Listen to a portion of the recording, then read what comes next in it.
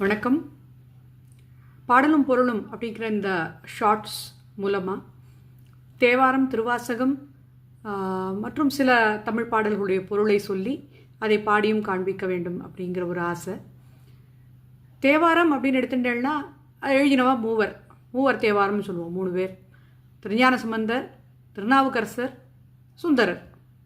இவா 3 பேர் எழுதினது தான் தேவாரம். முதல் 3 திருமுறை ஞானசம்பந்தர் எழுதினது, அடுத்த 3 திருமுறை நாவுக்கரசர் எழுதினது, கடைசி ஒரு திருமுறை 7வது திருமுறை சுந்தரர் எழுதினது. இதில் திருஞான சம்பந்தர் ஒரு குழந்தை.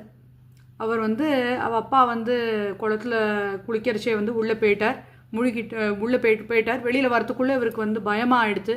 அம்மா அப்பான்னு அழறச்சே அம்பாளே ஓடி அவருக்கு பொற்கிணத்தில் பால் ஊட்டுறா.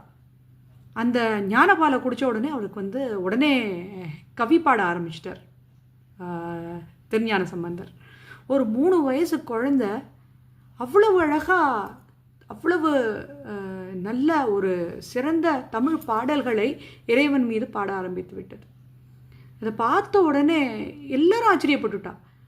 நிறைய பேர் என்ன சொல்கிறேன்னா, ஒரு எத்தனையோ குழந்தைகள் அம்மா அம்மான்னு அழறுது, அதில் இந்த குழந்தை அம்மா அப்படின்னு அழறும்பொழுது எதுக்காக அம்பாளே ஓடி ஞானப்பாலை கொடுக்கணும்? அப்போது இந்த குழந்தை ஒருவேளை முருகனுடைய அவதாரமாக இருக்குமோ அப்படின்னு நிறைய பேர் கேட்குறா, அப்படின்னு நிறைய பேர் சொல்கிறா.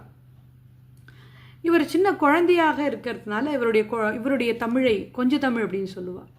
வயது முதிர்ந்து இறைவனே அப்பா அப்படின்னு கூப்பிட்டு அந்த திருநாவுக்கரசர் அவர் அப்பான்னு அவர் இறைவனே சொன்னதுனால அவரை அப்பர்னு சொல்லுவோம். அவர் எழுதின தேவாரத்தை கெஞ்சி தமிழ் அப்படின்னு சொல்லுவோம். கடைசியாக இந்த சுந்தரர் இறைவனை தன்னுடைய தோழராக பார்த்தார். இறைவனை ஒரு ஃப்ரெண்டாக பார்த்தார். அதனால் அவர் கேட்குறதெல்லாம் ஒரு ஃப்ரெண்டுக்கிட்ட எப்படி நம்ம உரிமையோடு கேட்போமோ அதே மாதிரி இருக்கும்.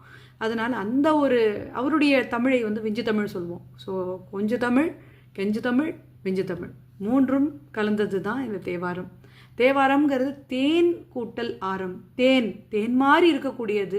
அதை இறைவனுக்கு ஒரு மாலையாக சூட்டினால் எப்படி இருக்கும்? அதனால தான் இதை தேவாரம் அப்படின்னு நம்ம சொல்கிறோம்.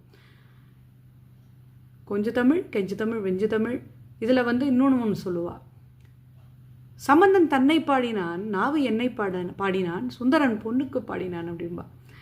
ஒரு 11வது பாட்டிலையும் ஞானசம்பந்தர் அவர் எழுதின தேவாரத்தில் தன்னுடைய பேரை போட்டுருப்பார். அதனால் சம்பந்தன் தன்னை பாடினான் அப்படின்பா.